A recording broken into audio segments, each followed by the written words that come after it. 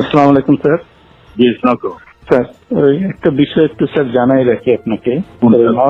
মাননীয় প্রধানমন্ত্রী এখন একটা বিষয় আপনাকে জানাইতে বলছেন স্যার। সেটা হলো স্যার, ওই সালথায় যেসব বিএনপি জামাতের নেতা আছে এগুলোকে অ্যারেস্ট করে ফেলা, যেভাবেই হোক কিছু অ্যাকশন এখনই ওই ওদের বাড়ি। আমি এখনই নিচ্ছি।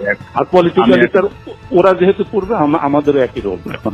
ওকে, ঠিক আছে। ফ্রম ইয়োর ইন্টেলিজেন্স সোর্স যে এরপরে যদি কোনো AC land office, UNO office, থানা বা এই জাতীয় কোনো আক্রমণ হয় তাহলে বিএনপি জামাত এবং হেফাজতের ওই নেতাদের বাড়িতে আক্রমণ হবে। যে সকল ভূমি অফিসে জমির রেজিস্ট্রি দলিলপত্র যেগুলা এই হেফাজত জামাত নষ্ট করবে, একইভাবে তারা কিন্তু ওই তাদের জমি জমা আর পাবে না, জমি জমা হিসাব দলিলপত্র তারা পাবে না বা রেকর্ডপত্র আমরা আর দেবো না। পলিটিক্যালি লোকালি রিয়েক্ট করা, মানে আমাদের ভাঙলে তাদেরও ভাঙবে।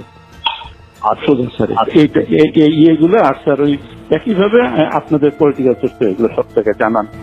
এই সার চাচ্ছে যে সালটায় যেভাবে হোক বেশ কিছু অ্যারেস্ট এখন হয়ে যায় বাড়ি। আমি আচ্ছা, আরেকটা জিনিস ওনার সঙ্গে আমি কি ওই যে ইসের চার্জশিট আজকে হচ্ছে শাফি হুজুরের যে হত্যা, স্যার এখানে মামুনের সংশ্লিষ্টটা আমরা এটা খুঁজে পাইনি, কিন্তু বাবুনগরীরটা পাওয়া গেছে। ওনাকে একটু জানিয়ে দিন, তাহলে আমরা চার্জশিটটা রেডি করি।